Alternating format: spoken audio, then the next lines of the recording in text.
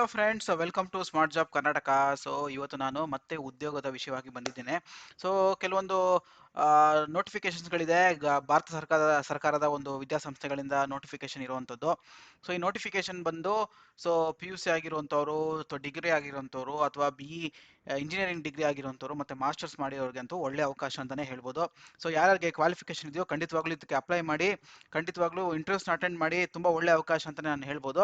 So ಮತ್ತೆ ಇಲ್ಲಿ K E ಇಂದ ಒಂದು ನೋಟಿಫಿಕೇಶನ್ ಅಂದ್ರೆ ಇಲ್ಲೊಂದು ಪ್ರಕಟಣೆ ಅಂತಾನೆ ಹೇಳ್ಬೋದು. ಸೊ ಇಲ್ಲೊಂದು ಪ್ರಕಟಣೆ ಬಂದಿದೆ. ಸೊ ಕೆ ಇ ಇಂದ ಅದು ಏನು ಅಂತ ನೋಡೋಣ. ಸೊ ಬನ್ನಿ ಇದ್ರ ಬಗ್ಗೆ ಎಲ್ಲ ಇನ್ಫಾರ್ಮೇಶನ್ ಅನ್ನ ತಿಳ್ಕೊಳ್ಳೋಣ. ಅದಕ್ಕಿಂತ ಮುಂಚೆ ಎಲ್ಲರೂ ಚಾನಲ್ಗೆ ಸಬ್ಸ್ಕ್ರೈಬ್ ಮಾಡಿ, ತಪ್ತೀರಾ ಬೆಲ್ ಐಕಾನ್ ಕೂಡ ಕ್ಲಿಕ್ ಮಾಡಿ. ಸೊ ಬನ್ನಿ ಮೊದಲಿಗೆ Karnataka examination authority so already ಸಹಾಯಕ ಪ್ರಾಧ್ಯಾಪಕರ ಹುದ್ದೆಗೆ ಕರೆದಿರುವಂಥದ್ದು. ಸೊ ಅದ್ರ ಬಗ್ಗೆ ಒಂದು ಪ್ರಕಟಣೆ ಇದೆ. ಇಲ್ಲಿ ನೋಡ್ಬೋದು ನೀವು, ಕರ್ನಾಟಕ ರಾಜ್ಯದಲ್ಲಿ ಸರ್ಕಾರಿ ಪ್ರಥಮ ದರ್ಜೆ ಕಾಲೇಜುಗಳಲ್ಲಿ ಖಾಲಿರುವ ಸಹಾಯಕ ಪ್ರಾಧ್ಯಾಪಕರ ಹುದ್ದೆಗಳ ನೇಮಕಾತಿ ಸಂಬಂಧ ಅಂತ ಹೇಳಿ ಕೊಟ್ಟಿರುವಂಥದ್ದು. ಸೊ ನೋಡ್ತಾ ಇದ್ದೀರಾ, ಅರ್ಹ ಅಭ್ಯರ್ಥಿಗಳಿಂದ ಅರ್ಜಿಯನ್ನು ಆನ್ಲೈನ್ ಮೂಲಕ ಆಹ್ವಾನಿಸಿ ಅರ್ಜಿ ಸಲ್ಲಿಸಲು ದಿನಾಂಕ ಅಂತ ಹೇಳಿ ಕೊಟ್ಟಿದ್ದಾರೆ 6/11/2021 ಕಾಲ ಅವಕಾಶ ನೀಡಲಾಗಿರುತ್ತದೆ. ಈ ಮಧ್ಯೆ ದಿನಾಂಕ 2/11/2021 ಕೆಸೆಟ್ ಪರೀಕ್ಷೆಯ ಫಲಿತಾಂಶವು ಪ್ರಕಟಗೊಂಡಿದ್ದು, ಸದರಿ ಕೆಸೆಟ್ ಪರೀಕ್ಷೆಯಲ್ಲಿ ತೇರ್ಗಡೆಯಾದ ಅರ್ಹ ಅಭ್ಯರ್ಥಿಗಳಿಗೆ ಹಾಗೂ ಇಲ್ಲಿಯವರೆಗೆ ಅರ್ಜಿ ಸಲ್ಲಿಸದೇ ಇರುವ ಇತರೆ ಅರ್ಹ ಅಭ್ಯರ್ಥಿಗಳಿಗೂ ಸಹ ನಿಯಮಾನುಸಾರ ಸಹಾಯಕ ಪ್ರಾಧ್ಯಾಪಕರ ಹುದ್ದೆಗಳಿಗೆ ನೇಮಕಾತಿ ಆನ್ಲೈನ್ ಮೂಲಕ ಅರ್ಜಿ ಸಲ್ಲಿಸಲು ಅವಕಾಶ ನೀಡಲಾಗಿದೆ ಅಂತ ಹೇಳಿ ಕೊಟ್ಟಿದ್ದಾರೆ. ಅಂದ್ರೆ online application last date extend ಮಾಡಿದ್ದಾರೆ ಅಂತ ಹೇಳಿ ಇಲ್ಲೊಂದು ಪ್ರಕಟಣೆಯಲ್ಲಿ ಕೊಟ್ಟಿರುವಂಥದ್ದು. ಸೊ ಲಾಸ್ಟ್ ಡೇಟು ನೋಡ್ತಾ ಇದ್ದೀರಾ ನೀವು, ಅರ್ಜಿ ಸಲ್ಲಿಸಲು ಕೊನೆಯ ದಿನಾಂಕ ವಿಸ್ತರಣೆ ಅಂತ ಹೇಳಿ ಕೊಟ್ಟಿದ್ದಾರೆ. ಸೊ 20/11/2021 ವಿಸ್ತರಣೆ ಮಾಡಿದ್ದಾರೆ. ಸೊ ಶುಲ್ಕ ಪಾವತಿ ಮಾಡೋದಕ್ಕೆ 30/11/2021 ಕಚೇರಿ ವೇಳೆ ಅಂತ ಹೇಳಿ ಇಲ್ಲಿ ವಿಸ್ತರಣೆ ಮಾಡಿದ್ದಾರೆ. ಸೊ ಇದೊಂದು ಇಂಪಾರ್ಟೆಂಟ್ ನೋಟಿಫಿಕೇಶನ್ ಅಂತ ಹೇಳೋರು ಯಾರು ಅಪ್ಲೈ ಮಾಡ್ತಾ ಇದ್ದೀರಾ ಅವ್ರಿಗೆ. ಸೊ ಇಂಗ್ಲೀಷಲ್ಲಿ ಕೂಡ ಇಲ್ಲಿ ನೋಟಿಫಿಕೇಶನ್ ಅಲ್ಲ, ನೋಟ್ ಅನ್ನ ಕೊಟ್ಟಿದ್ದಾರೆ, ಅಂದ್ರೆ ಪ್ರಕಟಣೆಯನ್ನು ಕೊಟ್ಟಿದ್ದಾರೆ ಇಂಗ್ಲೀಷಲ್ಲೂ ಕೂಡ. ಸೊ ಅದನ್ನ ನೀವು ನೋಡ್ಕೊಬೋದಾಗಿದೆ. ಸೊ ಬನ್ನಿ ಈಗ ಹುದ್ದೆಗಳ ವಿಚಾರವಾಗಿ ನೋಡೋಣ. ಸೊ ಇದಿರುವಂಥದ್ದು ನೋಡಿ, national institute of technology Sikkim ಅಂತ. ಸೊ ಇದು ಗೌರ್ಮೆಂಟ್ ಆಫ್ ಇಂಡಿಯಾ ಇಂದ ಭಾರತ ಸರ್ಕಾರದ ಒಂದು ಹುದ್ದೆ ಅಂತ ಹೇಳ್ಬೋದು. ಸೊ ಇಲ್ಲಿ ನೋಡಿ ಯಾವ್ಯಾವ ಪೊಸಿಷನ್ಸ್ಗೆ ಕರೆದಿದ್ದಾರೆ ಅಂತಂದ್ರೆ ನೋಡಿ, ಇದೆಲ್ಲಾನು non teaching positions. So teaching ಇರೋದಿಲ್ಲ, ನಾನ್ ಟೀಚಿಂಗ್ ಪೊಸಿಷನ್ಸ್. ಪ್ಯೂರ್ಲಿ ಯಾರು ಪಿ ಯು ಸಿ ಮಾಡಿದ್ದೀರಾ, ಡಿಗ್ರಿ ಮಾಡಿದ್ದೀರಾ, ಸೊ ಅವ್ರಿಗೆ ಇದು ಪ್ಯೂರ್ಲಿ ನಾನ್ ಟೀಚಿಂಗ್ ಪೊಸಿಷನ್ಸ್. ಯಾವುದೇ ರೀತಿಯಿಂದ ವಿದ್ಯಾರ್ಥಿಗಳೇ ಪಾಠ ಮಾಡುವಂಥದ್ದಲ್ಲ. ಸೊ ಇದೆಲ್ಲ ಆಫೀಸ್ ವರ್ಕ್, ಅಡ್ಮಿನಿಸ್ಟ್ರೇಷನ್ ವರ್ಕ್ ಇರುತ್ತೆ. ಸೊ ಅವ್ರಿಗೆ ಈ ಒಂದು ಜಾಬ್ ಅಂತ ನಾವು ಹೇಳ್ಬೋದು. ಸೊ ನೋಡಿ ಇಲ್ಲಿ ಯಾವ್ಯಾವ ಪೊಸಿಷನ್ಸ್ಗೆ ಕರೆದಿದ್ದಾರೆ ಅಂತಂದ್ರೆ ನೋಡಿ, registrar, assistant registrar, scientific officer, executive engineer, technical assistant, superintendent, technician, junior assistant, law office attendant ಮತ್ತೆ ಲ್ಯಾಬ್ ಅಟೆಂಡೆಂಟ್ ಅಂತ ಹೇಳಿ ಕರೆದಿರುವಂಥದ್ದು. ಸೊ ಒಟ್ಟು 14 ಹುದ್ದೆಗಳಿಗೆ ಕರೆದಿರುವಂಥದ್ದು. ಸೊ NIT ಸಿಕ್ಕಿಂ ಅಲ್ಲಿ. ಸೊ ಬನ್ನಿ ಮತ್ತೆ ಇಂಪಾರ್ಟೆಂಟ್ ಇನ್ಫಾರ್ಮೇಶನ್ ಇದೆ ನೋಡೋಣ. ನೋಡಿ ಕ್ವಾಲಿಫಿಕೇಶನ್ ಅಂತ ಕೊಟ್ಟಿದ್ದಾರೆ ನೋಡಿ, ರಿಜಿಸ್ಟ್ರಾರ್ಗೆ ಸೊ ಡೆಪ್ಯುಟೇಷನ್ ಬೇಸಿಸ್ ಮೇಲೆ ಅಂದ್ರೆ ಗುತ್ತಿಗೆ ಆಧಾರದ ಮೇಲೆ ತಗೊಳ್ತಾ ಇರೋದು, ಶಾರ್ಟ್ ಟರ್ಮ್ ಗುತ್ತಿಗೆ ಆಧಾರದ ಮೇಲೆ ತಗೊಳ್ತಾ ಇರೋದು. ಸೊ ರಿಜಿಸ್ಟ್ರಾರ್ ಪೊಸಿಷನ್ಸ್ಗೆ ಸೊ ಕ್ವಾಲಿಫಿಕೇಶನ್ ಬಂದು ಮಾಸ್ಟರ್ ಡಿಗ್ರಿ ಆಗಿರಬೇಕು. ಮಾಸ್ಟರ್ ಡಿಗ್ರಿ ಇಂಥದ್ದೇ ಅಂತ ಕೇಳಿಲ್ಲ. ಸೊ ಯಾವುದೇ ಒಂದು ಸ್ನಾತಕ ಪದವಿ ಇತ್ತು ಅಂತಂದ್ರೆ ಈ ಒಂದಕ್ಕೆ ಅಪ್ಲೈ ಮಾಡ್ಬೋದು. ಸೊ ನೋಡಿ ಇಲ್ಲಿ 55% ಮಿನಿಮಮ್ ಇರಬೇಕು. ಮತ್ತೆ UGC 7 ಪೇ ಸ್ಕೇಲ್ ಪ್ರಕಾರ ಯಾವ್ದನ್ನ ಒಂದು ಸಂಸ್ಥೆಯಲ್ಲಿ ವಿದ್ಯಾಸಂಸ್ಥೆಯಲ್ಲಿ ವರ್ಕ್ ಮಾಡಿರುವಂತ ಒಂದು ಅನುಭವ ಬೇಕು ಅಂತ ಹೇಳಿ ಇಲ್ಲಿ ಕೊಟ್ಟಿರುವಂತದ್ದು. ಸೊ ನೆಕ್ಸ್ಟ್ 15 ವರ್ಷ ಎಕ್ಸ್ಪೀರಿಯನ್ಸ್ ಅಸಿಸ್ಟೆಂಟ್ ಪ್ರೊಫೆಸರ್ ಆಗಿ ಅಂತ ಹೇಳಿ ಇಲ್ಲಿ ಕೊಟ್ಟಿದ್ದಾರೆ. ಸೊ ಅಸಿಸ್ಟೆಂಟ್ ಪ್ರೊಫೆಸರ್ ಆಗಿ ಸ್ನಾತಕ ಪದವಿಯಲ್ಲಿ ವರ್ಕ್ ಮಾಡಿರುವಂತವರು ಈ ಒಂದು ಪೊಸಿಷನ್ಗೆ ಎಲಿಜಿಬಲ್ ಆಗ್ತಾರೆ ಅಂತ ಹೇಳಿ ಇಲ್ಲಿ ಕೊಟ್ಟಿದ್ದಾರೆ. ಆರ್ 8 ವರ್ಷ, ಸೊ 8 ವರ್ಷ ಎಕ್ಸ್ಪೀರಿಯನ್ಸ್ ಅಂತ ಕೊಟ್ಟಿದ್ದಾರೆ ನೋಡಿ ಇಲ್ಲಿ. ಸೊ 15 ವರ್ಷ ಅಡ್ಮಿನಿಸ್ಟ್ರೇಟಿವ್ ಎಕ್ಸ್ಪೀರಿಯನ್ಸ್. ಸೊ ಕಾಲೇಜುಗಳಲ್ಲಿ ಅಡ್ಮಿನಿಸ್ಟ್ರೇಟಿವ್ ಎಕ್ಸ್ಪೀರಿಯನ್ಸ್ ಇತ್ತು ಅಂತಂದ್ರೆ ಈ ಒಂದು ಹುದ್ದೆಗೆ ನೀವು ಅಪ್ಲೈ ಮಾಡಬಹುದಾಗಿದೆ. ಸೊ ಇದನ್ನ ನೀಟಾಗಿ ಓದ್ಕೊಂಡು ನೀವು ಅಪ್ಲೈ ಮಾಡ್ಕೊಳ್ಳಿ. ನೋಡಿ ಕ್ವಾಲಿಫಿಕೇಶನ್ ನೋಡಿ, ಮ್ಯಾನೇಜ್ಮೆಂಟ್ ಆಗಿರ್ಬೋದು, ಇಂಜಿನಿಯರಿಂಗ್ ಆಗಿರ್ಬೋದು, ಲಾ ಆಗಿರ್ಬೋದು, ಸೊ ಅವ್ರನ್ನು ಕೂಡ ಕನ್ಸಿಡರ್ ಮಾಡ್ತಾರೆ. ಸೊ ಈ ಒಂದು ಮೂರರಲ್ಲೂ ಕೂಡ ಯಾವುದೇ ಒಂದು ಸ್ನಾತಕ ಪದವಿ ಇತ್ತು ಅಂದ್ರೆ ಖಂಡಿತವಾಗ್ಲೂ ನೀವು ಇದಕ್ಕೆ ಅಪ್ಲೈ ಮಾಡಿ. ಸೊ ಕಂಪ್ಯೂಟರ್ ವರ್ಕ್ ಮಾಡಿರಬೇಕು ಅಡ್ಮಿನ್ ಅಲ್ಲಿ, ಮತ್ತೆ ಫೈನಾನ್ಷಿಯಲ್ ವರ್ಕ್ ಮಾಡಿರೋಂಥದ್ದು ಕೂಡ ಅವ್ರು ಕೂಡ ಒಂದು ಇರುತ್ತೆ. ನೋಡಿ ಇಲ್ಲಿ ಏಜ್ ಲಿಮಿಟ್ ಕೂಡ ಕೊಟ್ಟಿದ್ದಾರೆ, 56 ವರ್ಷ ಅಂತ ಹೇಳಿ ಇಲ್ಲಿ ಕೊಟ್ಟಿರುವಂಥದ್ದು. So next assistant registrar. So same ಇಲ್ಲೂ ಕೂಡ ಅದೇ ಒಂದು ಕ್ವಾಲಿಫಿಕೇಶನ್ ಇರುತ್ತೆ, ನೀವು ಇಲ್ಲಿ ಓದ್ಕೋಬೇಕಾಗುತ್ತೆ ನೋಡಿ, ಮ್ಯಾನೇಜ್ಮೆಂಟು, ಇಂಜಿನಿಯರಿಂಗ್, ಲಾ. ಸೊ ಇಲ್ಲಿ ಏಜ್ ಮಾತ್ರ 35 ವರ್ಷ ಅಂತ ಹೇಳಿ ಕೊಟ್ಟಿರುವಂಥದ್ದು. ಸೊ ಎಕ್ಸ್ಪೀರಿಯನ್ಸ್ ಎಲ್ಲ ಸ್ವಲ್ಪ ಕಡಿಮೆ ಇರುತ್ತೆ. ಸೊ ಇದನ್ನ ನೀವು ಓದ್ಕೊಂಡು ಅಪ್ಲೈ ಮಾಡ್ಕೊಬೇಕಾಗುತ್ತೆ. ಸೊ ನೆಕ್ಸ್ಟ್ ನೋಡಿ, ನೀವು ಸೈಂಟಿಫಿಕ್ ಆಫೀಸರ್ ಮತ್ತು ಟೆಕ್ನಿಕಲ್ ಆಫೀಸರ್ಗೆ ಕರೆದಿರುವಂಥದ್ದು. ಸೊ ಇದಕ್ಕೆ ನೋಡಿ BE ಕಂಪ್ಯೂಟರ್ ಸೈನ್ಸ್ ಆಗಿರಬೇಕು, ಅಥವಾ MCA ಮಾಡಿರಬೇಕು, MCA ಡಿಗ್ರಿ ಮಾಡಿರಬೇಕು, ಫಸ್ಟ್ ಕ್ಲಾಸ್ ಅಂತ ಹೇಳಿ ಕೊಟ್ಟಿರುವಂಥದ್ದು. ಅಥವಾ ಯಾವುದೇ ಒಂದು ಸಂಸ್ಥೆಯಲ್ಲಿ ಟೆಕ್ನಿಕಲ್ ಅಸಿಸ್ಟೆಂಟ್ ಆಗಿ 5 ವರ್ಷ ಎಕ್ಸ್ಪೀರಿಯನ್ಸ್ ಇತ್ತು ಅಂತಂದ್ರೆ, ಅಥವಾ ಟೆಕ್ನಿಕಲ್ ಅಸಿಸ್ಟೆಂಟ್ ಆಗಿ ಈ ಒಂದು ಪೇ ಸ್ಕೇಲ್ ಪ್ರಕಾರ, ಈ ಒಂದು ವೇತನ ಶ್ರೇಣಿ ಪ್ರಕಾರ ನೀವು ವರ್ಕ್ ಮಾಡಿತ್ತು ಅಂತಂದ್ರೆ, ಸೊ ಇದಕ್ಕೂ ನೀವು ಅಪ್ಲೈ ಮಾಡ್ಬೋದಾಗಿದೆ ಅಂತ ಹೇಳಿ ಇಲ್ಲಿ ಕೊಟ್ಟಿರುವಂಥದ್ದು. ಸೊ ನೋಡಿ ಇಲ್ಲಿ ನೋಡಿ ಇಲ್ಲಿ ಪಿ ಎಚ್ ಡಿ ಆಗಿತ್ತು ಅಂತಂದ್ರೆ ಪ್ರಿಫರಬಲ್ ಅಂತ ಹೇಳಿ ಕೊಟ್ಟಿದ್ರೆ, ಕಂಪಲ್ಸರಿ ಏನಿಲ್ಲ. ಸೊ ಪ್ರಿಫರ್ ಮಾಡ್ತೀವಿ ಪಿ ಎಚ್ ಡಿ ಆಗಿದ್ರೆ ಅಂತ ಹೇಳಿ ಕೇಳಿರುವಂಥದ್ದು. ಸೊ 35 ವರ್ಷ ಏಜ್ ಲಿಮಿಟ್ ಅನ್ನ ಕೊಟ್ಟಿರುವಂಥದ್ದು. So next executive engineer. So ಇವ್ರಿಗೆ B tech civil engineering electrical ಕೇಳಿರುವಂಥದ್ದು. ಸೊ ಇವರು ಕೂಡ ಸೇಮ್ 5 ವರ್ಷ ಎಕ್ಸ್ಪೀರಿಯನ್ಸ್ ಕೇಳಿದ್ದಾರೆ, ಅಥವಾ 5 ವರ್ಷ ಎಕ್ಸ್ಪೀರಿಯನ್ಸ್ ಅಸಿಸ್ಟೆಂಟ್ ಇಂಜಿನಿಯರ್ ಆಗಿ ವರ್ಕ್ ಮಾಡಿದ್ರೆ ಅವರು ಕೂಡ ಇದಕ್ಕೆ ಅಪ್ಲೈ ಮಾಡ್ಬೋದು. ಸೊ 35 ವರ್ಷ ವಯೋಮಿತಿಯನ್ನ ಕೊಟ್ಟಿದ್ದಾರೆ. So next technical assistant electrical mechanical civil ಕರೆದಿರುವಂಥದ್ದು. ಸೊ ಇದಕ್ಕೆ ಬಿ ಆಗಿದ್ರೆ ಸಾಕು, ಬಿ ಎಲೆಕ್ಟ್ರಿಕಲ್ ಸಿವಿಲ್ ಆಗಿದ್ರೆ ಸಾಕು ಅದೊಂದು ಯೂನಿವರ್ಸಿಟಿಯಿಂದ. ಸೊ ಅವರು ಇದಕ್ಕೆ ಅಪ್ಲೈ ಮಾಡ್ಬೋದು. ಸೊ ಇದು ಡೆಪ್ಯೂಟೇಷನ್ ಅಲ್ಲ, ಇದೆಲ್ಲ ಡೈರೆಕ್ಟ್ ಬೇಸಿಸ್ ಮೇಲೆ ತಗೊಂತಾ ಇದ್ದಾರೆ. ಸೊ ಪರ್ಮನೆಂಟ್ ಪೊಸಿಷನ್ಸ್ ಇರ್ತದೆ ಇದೆಲ್ಲ. ಸೊ 30 ವರ್ಷ ಮಿನಿಮಮ್ ಆಗಿರ್ಬೇಕು, ಎಕ್ಸೀಡ್ ಆಗಿರಬಾರ್ದು ಅಂತ ಹೇಳಿ ಕೇಳಿದ್ದಾರೆ. ಮ್ಯಾಕ್ಸಿಮಮ್ 30 ವರ್ಷ ಅಂತ ಹೇಳಿ ಕೇಳಿರುವಂಥದ್ದು. ನೋಡಿ ಇಲ್ಲಿ ಸೆಂಟ್ರಲ್ ಗೌರ್ಮೆಂಟ್ ವರ್ಕ್ ಮಾಡ್ತಾ ಇರೋಂಥವ್ರಿಗೆ ಸೊ 5 ವರ್ಷ ರಿಲ್ಯಾಕ್ಸೇಬಲ್ ಏಜ್ ಲಿಮಿಟ್ ಅಂತ ಹೇಳಿ ಕೊಟ್ಟಿದ್ದಾರೆ. ಸೊ ಇದೆಲ್ಲ ನೀವು ಕ್ಲೀನ್ ಆಗಿ ಓದ್ಕೊಬೇಕಾಗುತ್ತೆ. ಸೊ ನೆಕ್ಸ್ಟ್ ಸೂಪರಿಂಟೆಂಡೆಂಟ್ ಪೊಸಿಷನ್ ಕರೆದಿರುವಂಥದ್ದು. So direct recruitment. ಇದು ಕೂಡ ನೋಡಿ ಫಸ್ಟ್ ಕ್ಲಾಸ್ ಬ್ಯಾಚುಲರ್ ಡಿಗ್ರಿ, ಯಾವುದೇ ಒಂದು ಡಿಗ್ರಿ ಆಗಿರ್ಬೋದು ಪರವಾಗಿಲ್ಲ ಅಂತ ಹೇಳಿ ಕೇಳಿದ್ದಾರೆ. ಸೂಪರಿಂಟೆಂಡೆಂಟ್ ಅಲ್ಲಿ any degree, so any degree first class ಅಲ್ಲಿ ಪಾಸ್ ಆಗಿರಬೇಕು. ಸೊ ಅವ್ರಿಗೆ ಅವಕಾಶ ಅಂತ ಹೇಳ್ಬೋದು. ಸೊ ನೆಕ್ಸ್ಟ್ ಮಾಸ್ಟರ್ ಡಿಗ್ರಿ ಆಗಿರ್ಬೋದು, ಯಾವುದೇ ಒಂದು ವಿಷಯ ಅಂತ ಹೇಳಿಲ್ಲ. ಬ್ಯಾಚುಲರ್ ಡಿಗ್ರಿ ಕೂಡ ಯಾವುದೇ ಒಂದು ವಿಷಯ ಅಂತ ಹೇಳಿಲ್ಲ, ಫಸ್ಟ್ ಕ್ಲಾಸ್ ಇದ್ರೆ ಸಾಕು ಮಾಸ್ಟರ್ ಡಿಗ್ರಿ ಅಥವಾ ಬ್ಯಾಚುಲರ್ ಡಿಗ್ರಿ. ಕಂಪ್ಯೂಟರ್ನ ಯೂಸ್ ಮಾಡೋಕ್ಕೆ ಬಂದರೆ ಸಾಕು. ವರ್ಡ್ ಅಲ್ಲಿ ಮತ್ತೆ ಎಕ್ಸೆಲ್ ಅಲ್ಲಿ ವರ್ಕ್ ಮಾಡ್ತೀನಿ ಅಂತಂದ್ರೆ MS ಆಫೀಸ್ ಅಲ್ಲಿ ಖಂಡಿತವಾಗ್ಲೂ ಈ ಹುದ್ದೆಗೆ ಅಪ್ಲೈ ಮಾಡಿ, ತುಂಬಾ ಒಳ್ಳೆ ಅವಕಾಶ ಅಂತಾನೆ ನಾನು ಹೇಳ್ತೀನಿ. ಸೊ ಇದಕ್ಕೆ 30 ವರ್ಷ ಮ್ಯಾಕ್ಸಿಮಮ್ ಏಜ್ ಅನ್ನ ಕೇಳಿರುವಂಥದ್ದು ಸೂಪರಿಂಟೆಂಡೆಂಟ್ ಪೊಸಿಷನ್ಗೆ. ಸೊ ನೆಕ್ಸ್ಟ್ ಟೆಕ್ನಿಷಿಯನ್ಗೆ ಕರೆದಿರುವಂಥದ್ದು. ಸೊ ಇದಕ್ಕೆ ನೋಡಿ PUC ಆಗಿರಬೇಕು, 10+2 ಆಗಿರಬೇಕು, ITI ಕೋರ್ಸ್ ಇರಬೇಕು ಅಂತ ಹೇಳಿ ಕೇಳಿರುವಂಥದ್ದು. ಅಥವಾ 10th ಆಗಿ 60% ಅಲ್ಲಿ ಮತ್ತೆ ITI 2 ವರ್ಷ ಎಲೆಕ್ಟ್ರಿಕಲ್ ಅಲ್ಲಿ ಇತ್ತು ಅಂತಂದ್ರೆ ಅವರು ಕೂಡ ಅಪ್ಲೈ ಮಾಡ್ಬೋದು. ಅಥವಾ ಡಿಪ್ಲೊಮಾ ಮಾಡಿರೋರು, ಸೊ 3 ವರ್ಷ ಎಲೆಕ್ಟ್ರಿಕಲ್ ಡಿಪ್ಲೊಮಾ ಮಾಡಿರುವಂಥವ್ರು ಈ ಒಂದು ಹುದ್ದೆಗೆ ಅಪ್ಲೈ ಮಾಡ್ಬೋದು. ಸೊ ಇದು direct recruitment, level 3 pay scale ಇರುತ್ತೆ, ತುಂಬಾ ಒಳ್ಳೆ ವೇತನ ಶ್ರೇಣಿ ಅಂತ ನಾವು ಹೇಳ್ಬೋದು. ಸೊ ವೇತನ ಶ್ರೇಣಿ ಎಲ್ಲ ಮುಂಚಿತವಾಗಿ ಇಲ್ಲಿ ಕೊಟ್ಟಿರುವಂಥದ್ದು ನೀವು ನೋಡ್ತಾ ಇದ್ದೀರಾ. ವೇತನ ಶ್ರೇಣಿ ಅಂತೂ ಬಹಳನೇ ಚೆನ್ನಾಗಿದೆ ನೋಡಿ. ಪ್ರತಿಯೊಂದಕ್ಕೂ ವೇತನ ಶ್ರೇಣಿ ಕೊಡ್ತಾರೆ, ಯಾವ್ಯಾವ ಲೆವೆಲ್ ಇದೆ ಅಂತ ಹೇಳಿ. ಸೊ ನೀವು ಗೂಗಲ್ ಮಾಡಿದ್ರೆ ಯಾವ ಲೆವೆಲ್ಗೆ ಎಷ್ಟೆಷ್ಟು ವೇತನ ಶ್ರೇಣಿ ಅಂತ ಹೇಳಿ ಸೊ ಖಂಡಿತವಾಗ್ಲೂ ನಿಮಗೆ ಗೊತ್ತಾಗುತ್ತೆ. ಸೂಪರಿಂಟೆಂಡೆಂಟ್ ಆಯಿತು. ಮತ್ತೆ ಟೆಕ್ನಿಷಿಯನ್ಸ್ಗೆ ಹೇಳ್ದಂಗೆ ಡಿಪ್ಲೊಮಾ ಆಗಿರೋರು, ITI ಆಗಿರೋರು, ಮತ್ತೆ ಟೆಂತ್ ಮತ್ತೆ ITI ಆಗಿರೋರು ಇದಕ್ಕೆ ಅಪ್ಲೈ ಮಾಡ್ಬೋದು. ಸೊ 22 ವರ್ಷ ವಯೋಮಿತಿಯನ್ನ ಕೇಳಿರುವಂಥದ್ದು. ಸೊ ನೆಕ್ಸ್ಟ್ ಜೂನಿಯರ್ ಅಸಿಸ್ಟೆಂಟ್ಗೆ ನೋಡ್ಬೋದು ನೀವು PUC ಆಗಿದ್ರೆ ಸಾಕು, ಮತ್ತೆ ಟೈಪಿಂಗ್ ಬರಬೇಕು. ಸೊ 35 ಪದಗಳನ್ನ 1 ನಿಮಿಷಕ್ಕೆ ನೀವು ಟೈಪ್ ಮಾಡುವಂಥ ಸಾಮರ್ಥ್ಯ ಇತ್ತು ಅಂತಂದ್ರೆ ಖಂಡಿತವಾಗ್ಲೂ ಈ ಒಂದು ಹುದ್ದೆಗೆ ನೀವು ಅಪ್ಲೈ ಮಾಡಿ. ಜೂನಿಯರ್ ಅಸಿಸ್ಟೆಂಟ್ ಕೇಳಿರುವಂಥದ್ದು. ಕಂಪ್ಯೂಟರ್ ಸ್ಕಿಲ್ಸು ಮತ್ತೆ ಸ್ಟೆನೋಗ್ರಫಿ ಸ್ಕಿಲ್ಸ್ ಅಂತ ಹೇಳಿ ಕೇಳಿರುವಂಥದ್ದು. ಸೊ ಡಿಸೈರಬಲ್ ಅಂತ ಹೇಳಿ ಕೇಳಿದರೆ, ಇದು ಕಂಪಲ್ಸರಿ ಏನು ಅಲ್ಲ. ಸೊ ಕಂಪಲ್ಸರಿ ಬೇಕಾಗಿರುವಂಥದ್ದು ಏನೋ PUC ಆಗಿರಬೇಕು, ಮತ್ತೆ 35 ಪದಗಳನ್ನ ನೀವು ಟೈಪ್ ಮಾಡಿದ್ರೆ ಸೊ ನಿಮಿಷಕ್ಕೆ ಖಂಡಿತವಾಗ್ಲೂ ನೀವು ಹುದ್ದೆಗೆ ಸೆಲೆಕ್ಟ್ ಆಗ್ತೀರಾ ಅಂತ ಹೇಳ್ಬೋದು. ಸೊ ಜೂನಿಯರ್ ಅಸಿಸ್ಟೆಂಟ್ಗೆ ಕರೆದಿರುವಂಥದ್ದು. ಸೊ ನೋಡಿ ಆಫೀಸ್ ಅಟೆಂಡೆಂಟ್ಗೆ ಕೇಳಿರುವಂಥದ್ದು. ಸೊ ಬರೀ PUC ಆಗಿದ್ರೆ ಸಾಕು, ಈ ಒಂದು ಹುದ್ದೆಗಳಿಗೆ ಬರೀ PUC ಆಗಿದ್ರೆ ಸಾಕು. ಲೆವೆಲ್ 1 ಪೇ ಸ್ಕೇಲ್ ಅಂತ ಹೇಳಿ ಕೇಳಿರುವಂಥದ್ದು. ಬರೀ PUC ಆಗಿರಬೇಕು. ಲ್ಯಾಬ್ ಅಟೆಂಡೆಂಟ್, ಆಫೀಸ್ ಅಟೆಂಡೆಂಟ್ಗೆ PUC ಆಗಿದ್ರೆ ಸಾಕು, ಇದಕ್ಕೆ ಅಪ್ಲೈ ಮಾಡಿ. ಸೊ ಇದಕ್ಕೂ ಕೂಡ 27 ವರ್ಷ ವಯೋಮಿತಿಯನ್ನು ಕೇಳಿರುವಂಥದ್ದು. ಇದು ಕೂಡ ಡೈರೆಕ್ಟ್ ರಿಕ್ರೂಟ್ಮೆಂಟ್ ಮೇಲೆ ತಗೊಂತಾ ಇರೋದು ಅಂತ ಹೇಳ್ಬೋದು. ಸೊ ನೋಡ್ಬೋದು ಜನರಲ್ ಟರ್ಮ್ಸ್ ಅಂಡ್ ಕಂಡೀಷನ್ಸ್ ಕೊಟ್ಟಿದ್ದಾರೆ. ಸೊ ಅಷ್ಟು ಇಂಪಾರ್ಟೆಂಟ್ ಕಂಡೀಷನ್ಸ್ ಏನು ಅಂತ ನೋಡೋಣ. ನೋಡಿ ಈ ಒಂದು ವೆಬ್ಸೈಟ್ಗೆ ಹೋದ್ರೆ ರೂಲ್ಸ್ ಅಂಡ್ ರೆಗ್ಯುಲೇಷನ್ಸ್ ಎಲ್ಲ ಕೊಟ್ಟಿದ್ದೀವಿ ಅಂತ ಹೇಳಿ ಹೇಳಿರುವಂಥದ್ದು. ಸೊ ನೋಡಿ www.nitsikkim.ac.in ಈ ಒಂದು ವೆಬ್ಸೈಟ್ಗೆ ನೀವು ಹೋಗಬೇಕಾಗತ್ತೆ. ಈ ಒಂದು ನೋಟಿಫಿಕೇಶನ್ಗೂ ಕೂಡ ಈ ಒಂದು ವೆಬ್ಸೈಟ್ಗೆ ಹೋಗಿ ನೀವು ನೋಡಬೇಕಾಗತ್ತೆ. ನೋಡಿ ಅಪ್ಲಿಕೇಶನ್ ಫೀಸನ್ನು ಕೊಟ್ಟಿದ್ದಾರೆ. ನೋಡಿ ಅಪ್ಲಿಕೇಶನ್ ಫೀ 500 ರೂಪಾಯಿ ಇರುತ್ತೆ. ಸೊ ಜನರಲ್ OBC ಅವ್ರಿಗೆ. ಸೊ DD ಅನ್ನ ತಗೊಬೇಕಾಗತ್ತೆ. ನೋಡಿ ಈ ಒಂದು ಹೆಸರಲ್ಲಿ ಡೈರೆಕ್ಟರ್ NIT ಸಿಕ್ಕಿಂ DD ತಗೊಂಡು ನೋಡಿ ಯಾರಿಗೆ ಪೇಯಬಲ್. ಸೊ ರವಂಗ್ಲಾ ಗ್ಯಾಂಗ್ಟಾಕ್ ಅಂತ ಹೇಳಿ ಒಂದು ಪೇಯಬಲ್ ಅಲ್ಲಿ DD ಅನ್ನ ತಗೊಂಡು ನೀವು ಅಪ್ಲೈ ಮಾಡಬೇಕಾಗತ್ತೆ. ನೆಕ್ಸ್ಟ್ ಮುಂದಿನ ಒಂದು ಇಂಪಾರ್ಟೆಂಟ್ ವಿಷಯ ಶಾರ್ಟ್ ಲಿಸ್ಟಿಂಗ್ ಅಂಡ್ ಎಲಿಜಿಬಿಲಿಟಿ ಅಂತ ಹೇಳಿ ಕೊಟ್ಟಿದ್ದಾರೆ. ಹೇಗೆ ಶಾರ್ಟ್ ಲಿಸ್ಟ್ ಮಾಡ್ತಾರೆ ಕ್ಯಾಂಡಿಡೇಟ್ಸ್ನ ಅಂತ ಹೇಳಿ ಕೊಟ್ಟಿರುವಂಥದ್ದು. ನೋಡ್ಬೋದು ನೀವು ಸೂಪರಿಂಟೆಂಡೆಂಟು ಮತ್ತು ಜೂನಿಯರ್ ಅಸಿಸ್ಟೆಂಟ್ಗಳಿಗೆ ಟೈಪಿಂಗ್ ಟೆಸ್ಟನ್ನು ಕೊಡ್ತೀವಿ ಅಂತ ಹೇಳಿರುವಂಥದ್ದು. ಸೊ ಟೈಪಿಂಗ್ ಟೆಸ್ಟನ್ನು ಕೊಟ್ಟು ನೀವು ಕನ್ಸಿಡರ್ ಮಾಡ್ತಾರೆ. ಬೇರೆಯವ್ರಿಗೆಲ್ಲ ಸಿಂಪಲ್ ಆಗಿ ಒಂದು ರಿಟರ್ನ್ ಟೆಸ್ಟನ್ನು ಕೊಡ್ಬೋದು, ಅಥವಾ ಕಂಪ್ಯೂಟರ್ ಅಪ್ಲಿಕೇಶನ್ ಟೆಸ್ಟನ್ನು ಕೊಡ್ಬೋದು. ಅದ್ರ ಬೇಸಿಸ್ ಮೇಲೆ ಸೆಲೆಕ್ಟ್ ಮಾಡಿ ತಗೊಳ್ತಾರೆ ಅಂತ ಹೇಳ್ಬೋದು. ನೋಡ್ಬೋದು ನೀವು ಎಲ್ಲ ಡಾಕ್ಯುಮೆಂಟ್ಸು ಒರಿಜಿನಲ್ ನೋಡಿ, ರಿಟರ್ನು, ಸ್ಕಿಲ್ಲು ಅಥವಾ ಟೈಪಿಂಗ್ ಟೆಸ್ಟ್ಗಳನ್ನ ಕೊಟ್ಟು ನಾವು ಸೆಲೆಕ್ಟ್ ಮಾಡ್ತೀವಿ ಅಂತ, ಶಾರ್ಟ್ ಲಿಸ್ಟ್ ಮಾಡ್ತೀವಿ ಅಂತ ಹೇಳಿರುವಂಥದ್ದು. ಯಾವುದೇ ಒಂದು ಟ್ರಾವೆಲ್ ಅಲೌನ್ಸಸ್ ಎಲ್ಲ ಕೊಡಲ್ಲ. ಯಾರೋ ರಿಟರ್ನ್ ಟೆಸ್ಟು ಮತ್ತು ಇಂಟರ್ವ್ಯೂಸ್ಗೆ ಅಟೆಂಡ್ ಮಾಡ್ತೀರೋ ಸೊ ಅವ್ರಿಗೆಲ್ಲ ಯಾವುದೇ ಟ್ರಾವೆಲ್ ಅಲೌನ್ಸಸ್ ಎಲ್ಲ ಕೊಡಲ್ಲ. ನೀವೇ ನಿಮ್ಮ ಸ್ವವೆಚ್ಚದಿಂದ ಹೋಗಿ ಅಲ್ಲೇ ಅಟೆಂಡ್ ಮಾಡಬೇಕಾಗತ್ತೆ. ಸೊ ನೆಕ್ಸ್ಟು ಏನು ಇಂಪಾರ್ಟೆಂಟು ಇನ್ಫಾರ್ಮೇಷನ್ ಇದೆ ಅಂತಂದರೆ ನೋಡ್ಬೋದು ನೀವು ಕೊನೆ ದಿನಾಂಕ ಅಪ್ಲೈ ಮಾಡೋದಕ್ಕೆ 6 ಡಿಸೆಂಬರ್ 2021 ಕೊನೆ ದಿನಾಂಕ ಆಗಿರುತ್ತೆ. ಸೊ ನೋಡಿ ನೀವೆಲ್ಲ ಅಪ್ಲಿಕೇಶನ್ ಫಾರ್ಮು ನಿಮಗೆ ವೆಬ್ಸೈಟಲ್ಲಿ ಸಿಗುತ್ತೆ. ನೋಡಿ ಒಂದು ವೆಬ್ಸೈಟ್ಗೆ ಹೋದರೆ ನಿಮಗೆ ಸಿಗುತ್ತೆ. ಆವಾಗಲೇ ತೋರಿಸ್ತಾನೆ www.nitsikkim .ac.inಗೆ ಹೋದರೆ ನಿಮಗೆ ಒಂದು ಅಲ್ಲಿ ನಿಮಗೆ ಅಪ್ಲಿಕೇಶನ್ ಫಾರ್ಮ್ ಸಿಗ್ಬೋದು, ಅಥವಾ ನೀವೇ ನಿಮ್ಮ ಕೈಯಾರೆ ಒಂದು ಅಪ್ಲಿಕೇಶನ್ ಫಾರ್ಮನ್ನು ಬರೆದು, ಅಥವಾ ಅಪ್ಲಿಕೇಶನ್ ಫಾರ್ಮ್ ಸಿಗುತ್ತೆ ಡೌನ್ಲೋಡ್ಗೆ ಯೂಶಲಿ. ಸೊ ಇಲ್ಲಾಂತ ನೀವೊಂದು ಅಪ್ಲಿಕೇಶನ್ ಫಾರ್ಮ್ ಬರೆದು ಎಲ್ಲ ಡಾಕ್ಯುಮೆಂಟ್ಸ್ನು ನೀವು ಎಲ್ಲ ಸೆಲ್ಫ್ ಅಟೆಸ್ಟ್ ಮಾಡಿ ನಿಮ್ಮದೇ ಒಂದು ಸಿಗ್ನೇಚರ್ ಹಾಕಿ ಎಲ್ಲ ಜೆರಾಕ್ಸ್ ಕಾಪೀಸ್ ಮೇಲೆ ಸೊ ಈ ಒಂದು ಅಡ್ರೆಸ್ಗೆ ನೀವು ಕಳಿಸ್ಕೊಡ್ಬೇಕಾಗುತ್ತೆ. 6 ಡಿಸೆಂಬರ್ ಕೊನೆ ದಿನಾಂಕ ಆಗಿರುತ್ತೆ.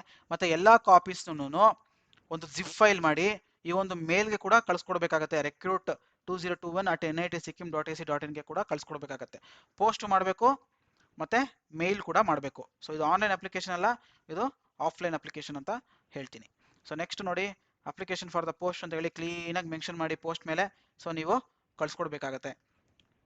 ಸೊ ಇಷ್ಟೇ ಇಂಪಾರ್ಟೆಂಟ್ ಇನ್ಫಾರ್ಮೇಷನ್ ಇರೋದಿಲ್ಲಿ. ಸೊ ಬನ್ನಿ ಮುಂದಿನ ಹುದ್ದೆ ನೋಡೋಣ ಯಾವುದು ಅಂತ. ನೋಡಿ ಐ ಐ ಟಿ ಜಮ್ಮು ಅಲ್ಲಿ ಕರೆದಿರುವಂಥದ್ದು. ಸೊ ನೋಡಿ ಇದು ಕೂಡ ಎಲ್ಲ ನಾನ್ ಟೀಚಿಂಗ್ ಪೊಸಿಷನ್ಸ್ಗೆ ಕರೆದಿರುವಂಥದ್ದು. ಸೊ ಇದೆಲ್ಲ ನಾನ್ ಟೀಚಿಂಗ್ ಪೊಸಿಷನ್ಸ್, ಟೀಚಿಂಗ್ ಅಂತೂ ಅಲ್ಲ, non teaching. So institute engineer deputy ರಿಜಿಸ್ಟ್ರಾರ್ಗೆ ಕರೆದಿರುವಂಥ ನೋಡಿ ಲೆವೆಲ್ 12 ನೋಡಿ ಸಂಬಳ ಅಂತ ನೋಡಿ ಇದು ಎಷ್ಟು 1 ಲಕ್ಷದಿಂದ 2 ಲಕ್ಷದವರೆಗೂ ಇದೆ. ಸೊ ಇದು 78,000ದಿಂದ 2 ಲಕ್ಷದವರೆಗೂ ಇದೆ. ಸೊ ನೀವು ಬೇರೆ ಬೇರೆ ಲೋವರ್ ಪೊಸಿಷನ್ಸ್ಗೆ ನೋಡ್ತಾ ಇದ್ರೆ ಸೊ ಮಿನಿಮಮ್ ಅಂದರೆ ನೋಡಿ, ಮಿನಿಮಮ್ ಅಂದರೆ 21,000 ಮಿನಿಮಮ್ ಇದೆ. ಸೊ ಮ್ಯಾಕ್ಸಿಮಮ್ 2 ಲಕ್ಷದವರೆಗೂ ಕೂಡ ವೇತನ ಶ್ರೇಣಿ ಇರುವಂಥದ್ದು. ಸೊ ನೋಡಿ ಬೇರೆ ಬೇರೆ ಪೊಸಿಷನ್ಸ್ಗೆ ಕರೆದಿದ್ದಾರೆ. ಟೆಕ್ನಿಕಲ್ ಆಫೀಸರ್ ಅಂತೆ, ಫೈರ್ ಆ್ಯಂಡ್ ಸೇಫ್ಟಿ ಮ್ಯಾನೇಜರು, ಮತ್ತು ಅಸಿಸ್ಟೆಂಟ್ ಪೊಸಿಷನ್ಸ್ಗೆ ಕರೆದಿರುವಂಥದ್ದು, ಆಫೀಸರ್ ಪೊಸಿಷನ್ಸ್ಗೆ ಕರೆದಿರುವಂಥದ್ದು, ನೋಡಿ ಜೂನಿಯರ್ ಅಸಿಸ್ಟೆಂಟ್ಗೆ ಕರೆದಿರುವಂಥದ್ದು. ಸೊ ಬನ್ನಿ ಇದ್ರ ಕ್ವಾಲಿಫಿಕೇಷನ್ಸ್ ಏನೇನಿದೆ ಅಂತ ಹೇಳಿ ನೋಡೋಣ. ಸೊ ನೋಡ್ಬೋದು ನೀವು ಕ್ವಾಲಿಫಿಕೇಷನ್ನು ನೋಡಿ, ಇದು ಡೆಪ್ಯುಟೇಷನ್ ಬೇಸಿಸ್ ಮೇಲೆ ತಗೊಳ್ತಾ ಇರೋಂಥದ್ದು ಇನ್ಸ್ಟಿಟ್ಯೂಟ್ ಇಂಜಿನಿಯರ್ ಅಂತ ಹೇಳಿ. ಸೊ ನೋಡಿ ಇದಕ್ಕೆ ನೀವು ಯಾವ್ದಾರ ಒಂದು ಸೆಂಟ್ರಲ್ ಗೌರ್ಮೆಂಟಲ್ಲಿ ವರ್ಕ್ ಮಾಡಿರುವಂಥದ್ದು ಕೇಳಿರ್ತಾರೆ. ಈ ಒಂದು ಸೆಂಟ್ರಲ್ ಅಥವಾ ಸ್ಟೇಟಲ್ಲಿ ವರ್ಕ್ ಮಾಡೋರಿಗೆ ಈ ಒಂದು ಆಫೀಸರ್ ಪೋಸ್ಟ್ ಅಂತ ಹೇಳ್ಬೋದು. ಸೊ ಈ ಒಂದು ಕ್ವಾಲಿಫಿಕೇಷನ್ ಇರೋರು ಸೊ ಈ ಒಂದು ಇದನ್ನು ನೀವು ಓದ್ಕೊಂಡು ಅಪ್ಲೈ ಮಾಡಬೇಕಾಗತ್ತೆ. ಸೊ ನೆಕ್ಸ್ಟ್ ನೋಡಿ, ಡೆಪ್ಯೂಟಿ ರಿಜಿಸ್ಟರ್ಗೂ ಕೂಡ ಅಷ್ಟೇ ಮಾಸ್ಟರ್ ಡಿಗ್ರಿ ಆಗಿರಬೇಕು. ಸೊ ಯಾವುದೇ ಒಂದು ಮಾಸ್ಟರ್ ಡಿಗ್ರಿ ಆದ್ರೂ ಪರವಾಗಿಲ್ಲ. ಯೂಶಲಿ ಅವರು ಕೇಳೋದೇನು ಮ್ಯಾನೇಜ್ಮೆಂಟು, ಇಂಜಿನಿಯರಿಂಗು ಅಥವಾ ಸೈನ್ಸ್ ಅಲ್ಲಿ ಆಗಿರುವಂಥವ್ರು, ಲಾಲ್ ಆಗಿರುವಂಥವ್ರು ಕೂಡ ಈ ಒಂದು ರಿಜಿಸ್ಟರ್ ಪೋಸ್ಟ್ಗೆ ಅಪ್ಲೈ ಮಾಡ್ಬೋದು. ಯಾವುದೋ ಒಂದು ವಿದ್ಯಾಸಂಸ್ಥೆಯಲ್ಲಿ ರಿಜಿಸ್ಟರ್ ಆಗಿ ಕೆಲಸ ಮಾಡಿದ್ದಾರೆ ಅಂತಂದರೆ ಅವರು ಕೂಡ ಇದಕ್ಕೆ ಅಪ್ಲೈ ಮಾಡ್ಬೋದು. ನೋಡಿ ಎಕ್ಸ್ಪೀರಿಯನ್ಸ್ ಎಲ್ಲ ನೀವು ಇಲ್ಲಿ ಓದ್ಕೊಂಡು ಅಪ್ಲೈ ಮಾಡಬೇಕಾಗತ್ತೆ. ಸೊ ನೆಕ್ಸ್ಟ್ ನೋಡಿ, ಸೈಂಟಿಫಿಕ್ ಆಫೀಸರ್ ಕರೆದಿರುವಂಥದ್ದು. ಸೊ PhD ಆಗಿರಬೇಕು ಕಂಪ್ಯೂಟರ್ ಸೈನ್ಸಲ್ಲಿ, ಎಲೆಕ್ಟ್ರಿಕಲಲ್ಲಿ ಅಂತ ಹೇಳಿ ಕೇಳಿರುವಂಥದ್ದು. ಸೊ ಈ ಒಂದು ಎಲಿಜಿಬಿಲಿಟಿ ಇರೋರು ಖಂಡಿತವಾಗ್ಲೂ ಓದ್ಕೊಂಡು ಅಪ್ಲೈ ಮಾಡಿ. ಸೊ ನೆಕ್ಸ್ಟು ಅಸಿಸ್ಟೆಂಟ್ ರಿಜಿಸ್ಟ್ರಾರ್ ಅಂತ ಕರೆದಿರುವಂಥದ್ದು. ಸೊ ಇವರು ಮಾಸ್ಟರ್ ಡಿಗ್ರಿ, ಯಾವುದೇ ಒಂದು ವಿಷಯದಲ್ಲಿ ಮಾಸ್ಟರ್ ಡಿಗ್ರಿ ಸ್ನಾತಕ ಪದವಿ ಆಗಿದ್ರೆ ಸಾಕು, ಯಾವುದೇ ಒಂದು ವಿಷಯದಲ್ಲಿ, ಸೊ ಯಾವುದೇ ಒಂದು ರೆಕಗ್ನೈಸ್ಡ್ ವಿದ್ಯಾಸಂಸ್ಥೆಯಲ್ಲಿ ಆಗಿರುವಂಥದ್ದು, ಮಾನ್ಯತೆ ಪಡೆದ ವಿದ್ಯಾಸಂಸ್ಥೆಯಲ್ಲಿ ತೊಗೊಂಡಿರಬೇಕು. ಮತ್ತು ನೋಡಿ ಅವರು ಕೂಡ ಮ್ಯಾನೇಜ್ಮೆಂಟು ಅಥವಾ ಸೈನ್ಸು ಅಥವಾ ಲಾ ಅಲ್ಲಿ ಮಾಡಿದರೆ ಮಾಸ್ಟರ್ ಡಿಗ್ರಿ, ಸೊ ಅವ್ರು ಇದಕ್ಕೆ ಅಪ್ಲೈ ಮಾಡ್ಬೋದು. ಸೊ ರಿಲೆವೆಂಟ್ ಎಕ್ಸ್ಪೀರಿಯನ್ಸ್ನ ನೀವು ನೋಡ್ಕೊಬೇಕಾಗುತ್ತೆ. ಸೊ ಕೌನ್ಸಿಲರ್ಸ್ ಯಾರು ಸೈಕಾಲಜಿ ಓದಿದರೆ ಸೊ ಅವ್ರು ಇದಕ್ಕೆ ಅಪ್ಲೈ ಮಾಡ್ಕೋಬೋದು. ಸೊ ನೆಕ್ಸ್ಟ್ ನೋಡಿ, ಸೆಕ್ಯೂರಿಟಿ ಆಫೀಸರ್ನ ಕರೆದಿರುವಂಥದ್ದು. ಆರ್ಮಿ, ನೇವಿ, ಏರ್ಫೋರ್ಸಲ್ಲಿ ವರ್ಕ್ ಮಾಡಿರೋಂಥದ್ದು ಕೇಳಿದ್ದಾರೆ. ಮತ್ತು ನೋಡಿ ಬ್ಯಾಚುಲರ್ ಡಿಗ್ರಿ ಯಾವುದೇ ಒಂದು ರೆಕಗ್ನೈಸ್ಡ್ ಯೂನಿವರ್ಸಿಟಿಯಿಂದ ಇಂಥದೇ ಒಂದು ಡಿಗ್ರಿ ಅಂತ ಕೇಳಿಲ್ಲ. ಸೊ ಯಾವುದೇ ಒಂದು ಬ್ಯಾಚುಲರ್ ಡಿಗ್ರಿ ಇತ್ತು ಅಂತಂದರೆ ಅವರು ಇದಕ್ಕೆ ಅಪ್ಲೈ ಮಾಡೋದು, ಮಿನಿಮಮ್ 55%. ಮತ್ತು ನೋಡಿ 10 ವರ್ಷ ರಿಲೆವೆಂಟ್ ಎಕ್ಸ್ಪೀರಿಯನ್ಸ್ ಅಂತ ಹೇಳಿ ಕೇಳಿದ್ದಾರೆ. ಸೊ ಎಕ್ಸ್ಪೀರಿಯನ್ಸ್ ಇರೋರು ಸೆಕ್ಯೂರಿಟಿ ಆಫೀಸರ್ ಆಗಿ ಕೆಲಸ ಮಾಡ್ತಿರೋದು, ಎಕ್ಸ್ಪೀರಿಯನ್ಸ್ ಇರೋರು ಅವರು ಕೂಡ ಇಲ್ಲಿ ಅಪ್ಲೈ ಮಾಡ್ಬೋದು. ಸೊ ನೋಡಿ ಇಲ್ಲಿ ಕೊಟ್ಟಿದ್ದಾರೆ. ಸೊ ಯೂಶಲಿ ಆರ್ಮಿ ಮತ್ತು ಆ ರೀತಿ ಸೆಕ್ಯೂರಿಟಿ ಇದ್ರಲ್ಲಿ ವರ್ಕ್ ಮಾಡಿರೋಂಥವ್ರಿಗೆ ಇದೊಂದು ಜಾಬ್ ಸೂಕ್ತ ಅಂತ ಹೇಳ್ಬೋದು. ನೋಡಿ ಕೆರಿಯರ್ ಡೆವಲಪ್ಮೆಂಟ್ ಆಫೀಸರ್ ಅಂತ ಕರೆದಿದ್ದಾರೆ. ಸೊ ಇದಕ್ಕೆ ಸ್ನಾತಕ ಪದವಿ ಇಂಜಿನಿಯರ್ ಅಂಡ್ ಟೆಕ್ನಾಲಜಿ ಮ್ಯಾನೇಜ್ಮೆಂಟು ಮತ್ತು ಅಡ್ಮಿನಲ್ಲಿ ಮಾಡಿರೋಂಥವ್ರು ಅವ್ರಿಗೆ ಒಂದು ಒಳ್ಳೆ ಅವಕಾಶ. ಸೊ ಅದು ನೋಡ್ಕೊಂಡು ನೀವು ಅಪ್ಲೈ ಮಾಡಿ. ಸೊ ನೆಕ್ಸ್ಟ್ ಟೆಕ್ನಿಕಲ್ ಆಫೀಸರು, ಇದು ಕೂಡ ಸ್ನಾತಕ ಪದವಿ MTech ME ಆಗಿರುವಂಥವ್ರು ಅಥವಾ BE BTech ಕಂಪ್ಯೂಟರ್ ಸೈನ್ಸ್ ಆಗಿರುವಂಥವ್ರು ಇದನ್ನು ಓದ್ಕೊಂಡು ನೀವು ಅಪ್ಲೈ ಮಾಡಬೇಕಾಗತ್ತೆ. So next assistant engineer. So ಇವರು ಕೂಡ bachelor assistant engineer civil, so civil engineering BE ಮಾಡಿರೋರು ಅಪ್ಲೈ ಮಾಡೋದು, ಅಥವಾ ಡಿಪ್ಲೊಮಾ ಇನ್ ಸಿವಿಲ್ ಇಂಜಿನಿಯರಿಂಗ್ ಮಾಡಿರುವಂಥವ್ರು, ಎಕ್ಸ್ಪೀರಿಯನ್ಸ್ ಇರುವಂಥವ್ರು ಇದಕ್ಕೆ ಅಪ್ಲೈ ಮಾಡ್ಬೋದು. ಸೊ ಖಂಡಿತವಾಗ್ಲೂ ಇದನ್ನ ಓದ್ಕೊಂಡು ಅಪ್ಲೈ ಮಾಡಿ. So next junior technical assistant, ಇದು BE BTech ಕೇಳಿದ್ದಾರೆ ಕಂಪ್ಯೂಟರ್ ಸೈನ್ಸಲ್ಲಿ. ನೆಕ್ಸ್ಟ್ ಫೈರ್ ಸೇಫ್ಟಿ ಇಂಜಿನಿಯರು, ಇದು ಕೂಡ ಬ್ಯಾಚುಲರ್ ಡಿಗ್ರಿ ಕೇಳಿರುವಂಥದ್ದು. ನೆಕ್ಸ್ಟ್ ಜೂನಿಯರ್ ಸೂಪರಿಂಟೆಂಡೆಂಟು, ನೋಡಿ ಸ್ನಾತಕ ಪದವಿ ಯಾವುದೇ ಒಂದು ವಿಷಯದಲ್ಲಿ ಅಂತ ಕೇಳಿರುವಂಥದ್ದು. ಇದು ಯಾವುದೇ ಒಂದು ವಿಷಯ ಆಗಿದ್ರೆ ಪರವಾಗಿಲ್ಲ, ಸ್ನಾತಕ ಪದವಿ ಆಗಿರಬೇಕು. ಅಥವಾ BE ಡಿಗ್ರಿ ಅಷ್ಟೇ, ಇದು ಯಾವುದೇ ಒಂದು ವಿಷಯ ಆಗಿರ್ಬೋದು. ಸೊ ಮಾನ್ಯತೆ ಪಡೆದ ಸಂಸ್ಥೆಯಿಂದ ತಗೊಂಡಿರಬೇಕು ಡಿಗ್ರಿಯನ್ನು ಅಂತ ಹೇಳಿ ಇಲ್ಲಿ ಕೇಳಿರೋಂಥದ್ದು. ಈ ಒಂದು ಹುದ್ದೆಗೆ ನೀವು ಅಪ್ಲೈ ಮಾಡ್ಬೋದು, ಜೂನಿಯರ್ ಸೂಪರಿಂಟೆಂಡೆಂಟ್ ಪೊಸಿಷನ್ಸ್ಗೆ ಅಪ್ಲೈ ಮಾಡ್ಬೋದಾಗಿದೆ. ಸೊ ನೆಕ್ಸ್ಟ್ ನೋಡಿ, ಜೂನಿಯರ್ ಟೆಕ್ನಿಕಲ್ ಸೂಪರಿಂಟೆಂಟು, ಇದಕ್ಕೆ ಸ್ನಾತಕ ಪದವಿ BE BTech MTech ಅನ್ನು ಕೇಳಿರುವಂಥದ್ದು. ಮತ್ತೆ ಕೇರ್ ಟೇಕರ್ ಅಂತ ಹೇಳಿ ಕರೆದಿರುವಂಥದ್ದು. ನೋಡಿ ಇಲ್ಲಿ ಹೋಟೆಲ್ ಮ್ಯಾನೇಜ್ಮೆಂಟಲ್ಲಿ ಮಾಡಿರುವಂಥವ್ರು ಮತ್ತು ಹೋಟೆಲ್ ವಿಷಯದಲ್ಲಿ ಕೆಲಸ ಮಾಡಿರುವಂಥವ್ರು ಈ ಒಂದು ಹುದ್ದೆಗೆ ಅಪ್ಲೈ ಮಾಡ್ಬೋದಾಗಿದೆ. ನೆಕ್ಸ್ಟು ಅಸಿಸ್ಟೆಂಟ್ ಸ್ಪೋರ್ಟ್ಸ್ ಆಫೀಸರ್ ಅಂತ ಹೇಳಿ ಕರೆದಿರುವಂಥದ್ದು. ನೋಡಿ ಇಲ್ಲಿ BE ಫಿಸಿಕಲ್ ಎಜುಕೇಷನಲ್ಲಿ ಬ್ಯಾಚುಲರ್ಸ್ ಮಾಡಿರೋರು ಇದಕ್ಕೆ ಅಪ್ಲೈ ಮಾಡ್ಬೋದಾಗಿದೆ. ಒಳ್ಳೆ ಅವಕಾಶ. ಯಾರಾದರೂ ಕಾಲೇಜಸಲ್ಲಿ ಸ್ಪೋರ್ಟ್ಸ್ ಆಫೀಸರ್ ಸ್ಪೋರ್ಟ್ಸ್ ಟೀಚರ್ ಆಗಿ ಕೆಲಸ ಮಾಡ್ತಿದ್ರೆ ಅವ್ರು ಇದಕ್ಕೆ ಅಪ್ಲೈ ಮಾಡ್ಬೋದು. ನೆಕ್ಸ್ಟ್ ಸೀನಿಯರ್ ಲ್ಯಾಬ್ ಅಸಿಸ್ಟೆಂಟ್ಗೆ ಅಷ್ಟೇ ಬಿ ಎಂ ಟೆಕ್ ಕೇಳಿರೋಂಥದ್ದು, ಬಿ ಬಿ ಟೆಕ್ ಕೇಳಿರೋಂಥದ್ದು, ಸ್ನಾತಕ ಮತ್ತು ಡಿಗ್ರಿ ಇಂಜಿನಿಯರಿಂಗ್ಲಿ ಕೇಳಿರುವಂಥದ್ದು. ನೆಕ್ಸ್ಟು ಜೂನಿಯರ್ ಅಸಿಸ್ಟೆಂಟ್ಗೆ ನೋಡಿ ಮಾಸ್ಟರ್ ಇನ್ ಎನಿ ಡಿಸಿಪ್ಲಿನ್, ಯಾವುದೇ ವಿಷಯದಲ್ಲಿ ಮಾಸ್ಟರ್ಡ್ ಆಗಿರಬೇಕು ಮತ್ತು ಯಾವುದೇ ಒಂದು ವಿಷಯದಲ್ಲಿ ಬ್ಯಾಚುಲರ್ ಡಿಗ್ರಿ ಆಗಿತ್ತು ಅಂತಂದರೆ ಅವರು ಇದಕ್ಕೆ ಸೂಕ್ತ. ಜೂನಿಯರ್ ಅಸಿಸ್ಟೆಂಟ್ ಪೊಸಿಷನ್ಸ್ಗೆ ಖಂಡಿತವಾಗ್ಲೂ ಅಪ್ಲೈ ಮಾಡಿ. ಕಂಪ್ಯೂಟರ್ ನಾಲೆಜ್ ಇರಬೇಕು ಮತ್ತು ಟೈಪಿಂಗ್ ನಾಲೆಜ್ ಇರಬೇಕು, ಅವ್ರಿಗೆ ಒಳ್ಳೆ ಅವಕಾಶ ಲೆವೆಲ್ 3 ಪೊಸಿಷನ್ಸಲ್ಲಿ ಕರೆದಿರುವಂಥದ್ದು.